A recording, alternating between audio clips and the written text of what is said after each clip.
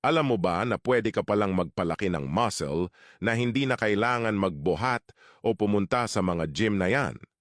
Katulad na lang sa mga baka na ito na tinatawag na Belgian Blue Ball, sa unang tingin aakalain mong ang baka na ito ay mayroong unlimited membership sa isang gym dahil sa kanyang maskuladong katawan na daig pa ang mga katawan ng mga batikang bodybuilder na sina Ronnie Coleman at Arnold Schwarzenegger.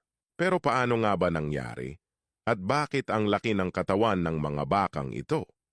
Ito ay dahil sa ang mga baka na ito ay binibreed lamang ayon sa kanilang lahi o sa madaling salita ay selective breeding. Sa loob ng 100 taon ay pinipili lamang ng mga breeders ang mga pinakamalaki at maskuladong baka at sila lamang ang kanilang pinaparami.